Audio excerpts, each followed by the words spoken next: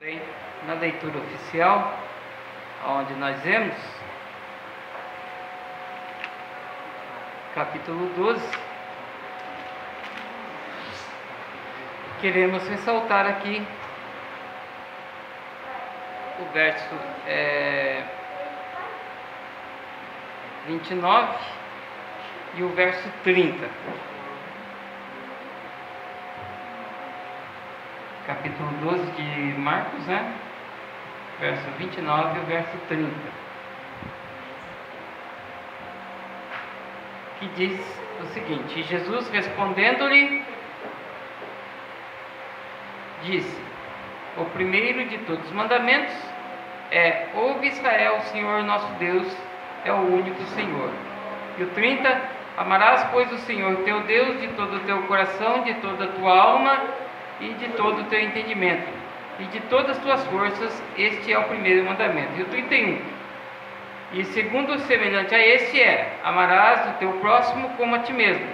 Não há outro mandamento maior que estes. Amém? Tá. E nós queremos aqui falar, então, baseado no verso 31, o segundo maior mandamento: amarás o teu próximo como a ti mesmo. E neste ponto aqui, quero falar aqui sobre o nosso relacionamento com nós mesmos. Nós vemos aqui que Jesus, ele deixa bem claro que existe um ciclo do amor que deve ser seguido. Nós devemos amar a Deus sobre todas as coisas e ao nosso próximo como a nós mesmos. Então, ele citou aqui de forma inversa, ou seja, decrescente, a relação do amor. Em primeiro lugar, nós devemos amar a Deus. Mas se nós não amarmos ao nosso próximo como a nós mesmos, nós não conseguimos amar a Deus, E nós não conseguiremos amar o nosso próximo se nós não amarmos a nós mesmos. E dentro aqui desta passagem nós queremos falar sobre o primeiro ponto, o início desse grande mandamento, que é amar a nós mesmos, que é o nosso relacionamento intrapessoal, ou seja, o relacionamento com nós mesmos. O relacionamento intrapessoal diz respeito à capacidade que nós temos de relacionarmos com nossas próprias emoções e com nossos próprios sentimentos, ou seja, refere-se o autoconhecimento e a automotivação que nós temos, e como nós aplicamos isto na nossa vida. Então, nós precisamos aprender, conforme ensina Jesus aqui, em primeiro lugar e acima de tudo, a nos relacionar com nós mesmos. No livro de Números, capítulo 20, verso 8, nós vemos algo que aconteceu aqui com Moisés e com Arão. O que acontecia aqui é que Moisés e Arão estavam levando o povo pela terra prometida, e chegou um ponto em que não havia água para beber, e o povo começou a reclamar de Moisés, porque ele tirou eles do Egito para passar sede ali no deserto, Aí Moisés certamente que ficou chateado, Arão certamente que ficaram chateados, E eles fizeram o correto, começaram a buscar a Deus para encontrar uma solução para aquele problema. Como dar água para o povo em pleno deserto onde não havia água? Então, Deus, ele chama Moisés e Arão e fala: olha, pegue a vara e com o seu irmão Arão reúna a comunidade e diante desta comunidade fale aquela rocha, e ela verterá água. Vocês tirarão água da rocha para a comunidade, e os rebanhos beberão dessa água. Então, Moisés, quando ele ouviu isso, ele estava um pouco nervoso, chateado demais com o povo que estava cobrando dele, né? Aí ele vai até a rocha que foi indicada por Deus, e ele deveria falar com a rocha para que a rocha desse água. Só que ele, ao invés de falar com a rocha, ele bateu na rocha por 2 vezes. Daí saiu muita água daquela rocha, né? E todos saciaram sua sede. Só que daí Deus chamou Moisés e Arão em particular, né? Tirou eles do meio do povo, chamou eles em particular e disse: olha, eu não falei para você que era para você falar com a rocha, que ela daria água, né? E você foi e bateu na rocha, não precisava ter batido na rocha. Certamente que Moisés, né? Ele indagou, mas saiu água, de toda forma saiu água, né? Mas o fato de ter saído água da rocha não quer dizer que Deus aprovava a conduta de Moisés, que era bater na rocha, ou seja, o fato dele estar nervoso naquela ocasião. Então, por causa disso, Deus disse para Moisés que nem ele nem Arão iriam entrar na terra prometida. Ou seja, eles foram sofrer as consequências de um erro, né, de Moisés, que é ficar nervoso, né, sem saber controlar as suas emoções. Então isso é coisa que acontece com todos nós, quando nós não sabemos nos controlar, quando nós não sabemos nos relacionar com o nosso próprio eu, nosso ego, né? Aí fazemos tal coisa, nós sofremos consequências desses atos, né? E quando acontece assim, né, nós passamos a arcar com as consequências desses atos. Livro de Romanos, capítulo 15, verso 4, diz assim: porque tudo o que dantes foi escrito, para o nosso ensino foi escrito, porque é pela paciência e consolação das Escrituras que tenhamos esperança. Então, não só essa passagem de Moisés aqui, como muitas outras passagens estão na Bíblia, para que nós aprendamos com a Bíblia, para nós não fazermos igual tais personagens que assim agiram. Algumas coisas que aconteceram na vida de alguns personagens estão aqui de exemplo, para que nós não venhamos seguir, porque senão nós vamos sofrer a consequência.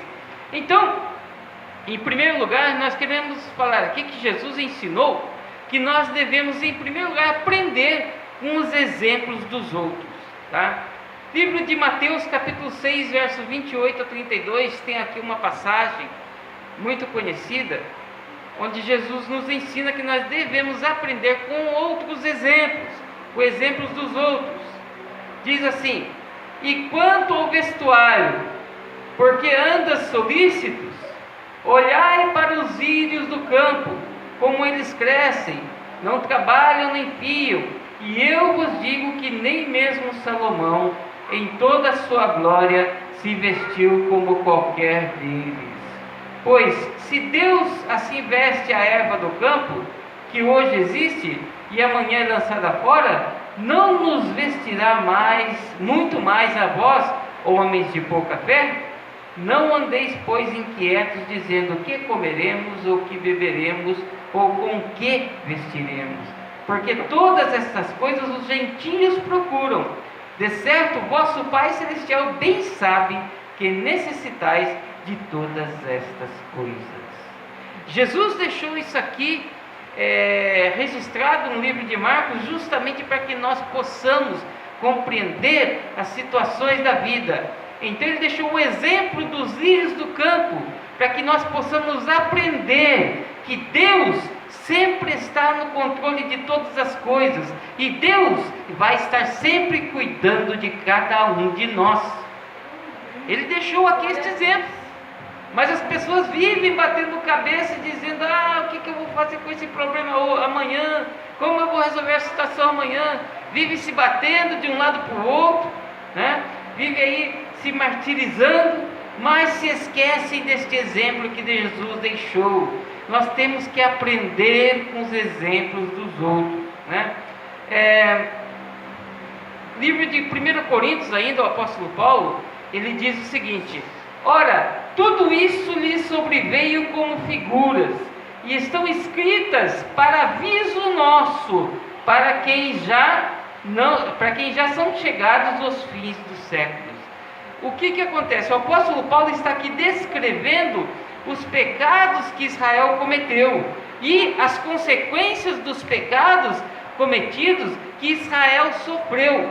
Por isso o apóstolo Paulo disse: olha, tudo isso que Israel fez e todo o sofrimento que eles tiveram, tudo isso lhes sobreveio como figuras, estão escritas para aviso nosso.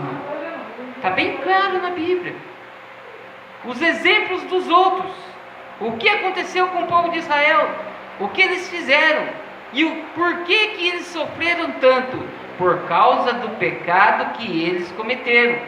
Está escrito, está aqui registrado na Bíblia. E nem eu e você temos direito de cair no mesmo erro outra vez, porque, como diz o apóstolo Paulo, estão escritos para aviso nosso.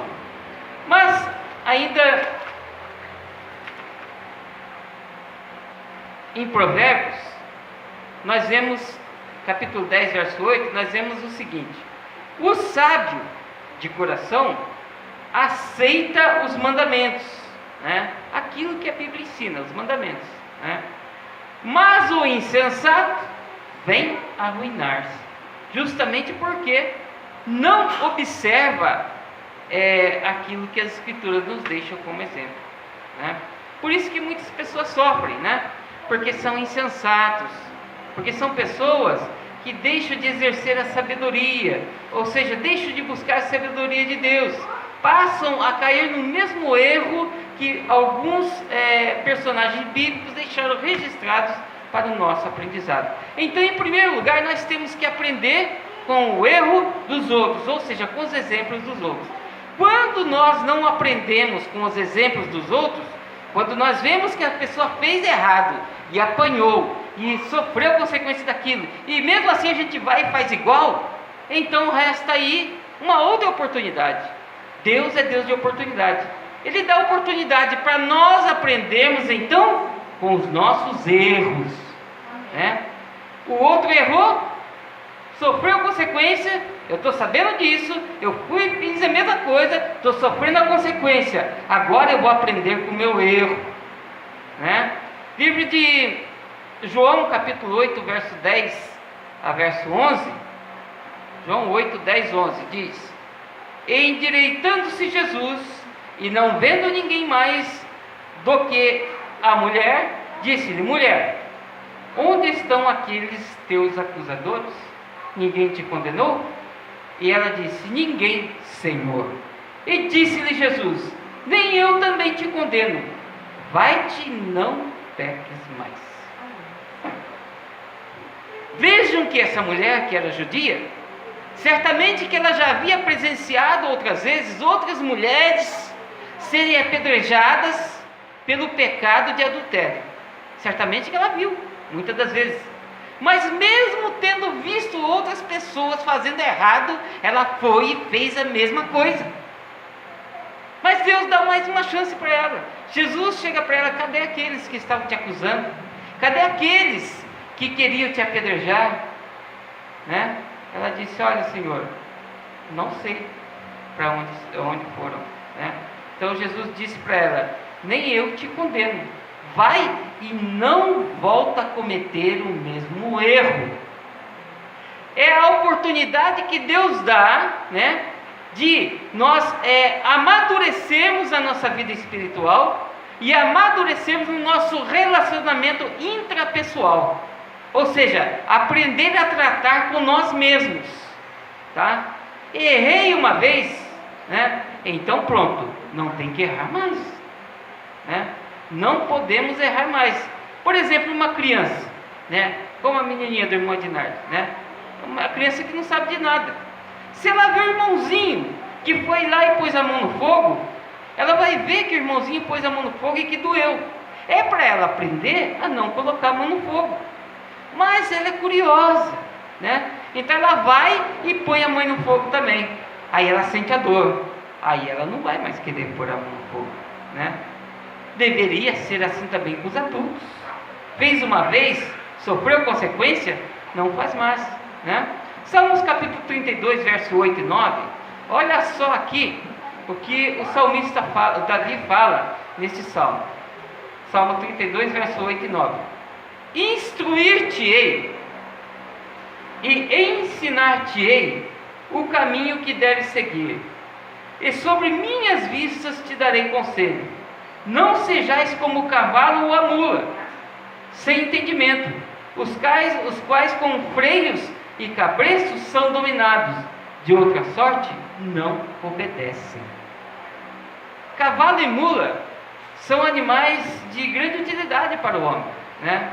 São cavalos fortes que carregam, mas eles só obedecem quando coloca neles freio e cabresto, né?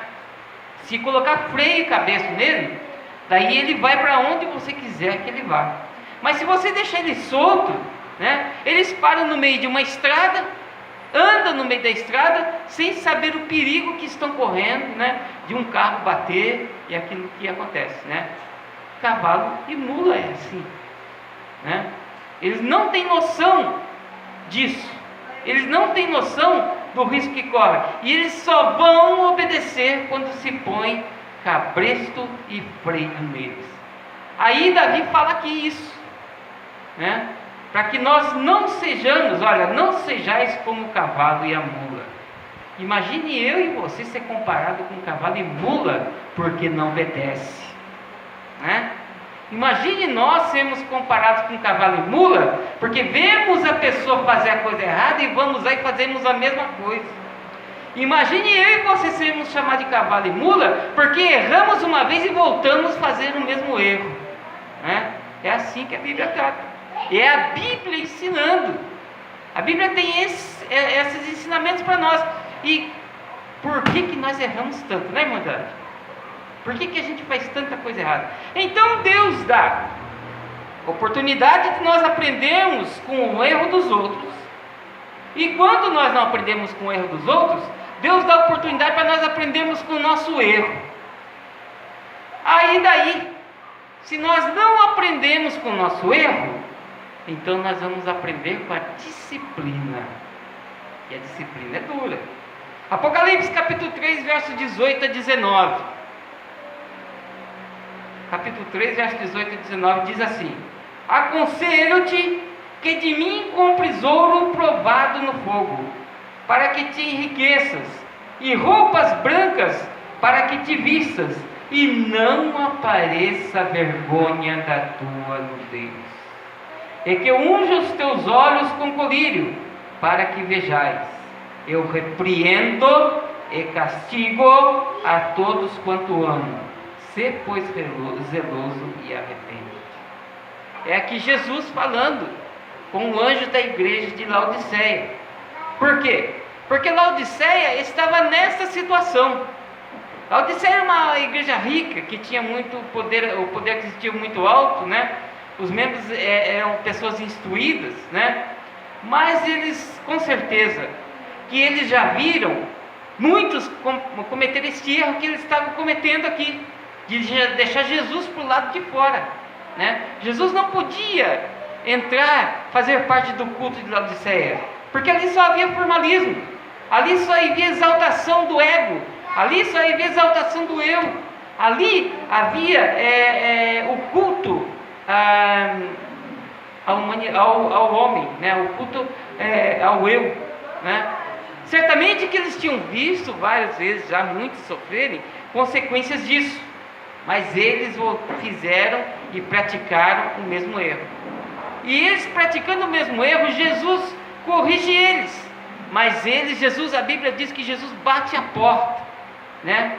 Mas ele não pode entrar, porque os crentes de Laodiceia não permitiam, né, que o Espírito Santo de Deus trabalhasse em seu meio, né? Aí então, como eles não estavam aprendendo nem com seus erros, Aí vem a disciplina. Eu repreendo e castigo a todos quantos amo. Aqui Jesus não está dizendo que vai pegar uma vara e vai açoitar cada crente de Laodiceia. Ele está apenas dizendo assim: olha, você viu que os outros erraram, caiu no mesmo erro, você está errado e você não se arrepende, continua fazendo errado. Então, agora você vai sofrer as consequências do seu erro. Isso é disciplina. Quando nós não aprendemos com o erro dos outros, quando nós não aprendemos com os nossos erros, aí nós vamos sofrer consequências dos nossos atos. Tá? É isso que acontece. Por isso que nós devemos prestar atenção na nossa vida, no nosso dia a dia, analisarmos a nossa vida, o nosso dia a dia, para que nós venhamos sofrer consequentemente pelos mesmos atos, né, que praticamos. Agora, se nós não aprendemos com os erros dos outros, se nós não aprendemos com os nossos erros, e se nós estamos sendo disciplinados, continuamos no mesmo erro, aí só vai restar aprender com uma coisa: com o caos. E olha só que palavra é essa, olha só, Lucas 23, 43. Este homem de que fala no Lucas 23, 43, é um homem que viu muitos outros homens fazerem as coisas erradas. Ele viu muitos roubar os outros, e viu esses homens sofrerem e muitos serem mortos, né? Enjaulados, presos e mortos pelos erros cometidos. Mas ele foi e fez a mesma coisa que os outros fizeram. Certamente que ele foi preso por várias vezes, pelos delitos que ele cometeu, né? E ele cometeu os mesmos erros. E mesmo tendo sido preso pelos delitos que cometeu, né, ele continuou no mesmo erro. E tendo continuado no mesmo erro agora, no mesmo erro sempre, roubando, matando, né, fazendo tudo que era de mal, certamente que a disciplina veio para a sua vida. Ele foi preso, né? Ele foi preso, ele deveria se arrepender do erro que ele praticava, né? E ele deveria deixar isso de lado, parar de fazer isso. Mas ele continuou a praticar o mesmo erro. Então ele não aprendeu com os erros dos outros, ele não aprendeu com seus erros, e nem aprendeu com a disciplina. Agora vai acontecer isso aqui: em verdade te digo, que hoje mesmo estarás comigo no paraíso. Glória a Deus. Glória a Deus. É mole isso? Imagina isso. Imagina isso. Não aprende por bem, aí vai sofrer as consequências. E as consequências aqui são drásticas. Graças a Deus que ele se arrependeu, né? Que ele se voltou para Jesus, mas aí já é tarde. Ele poderia viver muito mais na presença de Deus, ele poderia muito mais ter tempo de estar aí glorificando o nome do Senhor, né? Mas teve que morrer numa cruz, né? Mas ali na cruz ele viu que ele estava errado, tarde demais, mas viu, né? Viu que não aprendeu com os erros dos outros, viu que não aprendeu com seus erros, viu que a disciplina não adiantou nada para ele. Aí ele foi e teve que arcar com consequências, né? Ele foi para a glória, foi salvo, né? Mas viveu pouco, porque ele não era muito velho não, né? Pior foi o outro, que estava do outro lado. O outro nem com a disciplina e nem com isso aqui aprendeu. O outro do outro lado ficou blasfemando ainda, né, do nome de Jesus, blasfemando do Senhor Jesus, e sofreu as consequências dos seus atos. A vida é assim, né? Nós temos que aprender a nos relacionar com nós mesmos. Nós temos que aprender com as circunstâncias da vida. Se nós estamos vendo alguém fazendo, se alguém está aconselhando não faz, e nós continuamos fazendo, acabamos sofrendo a consequência. Amém? Deus abençoe cada um dos irmãos, em nome de Jesus. Agora nós vamos partir então para a celebração da Santa Ceia.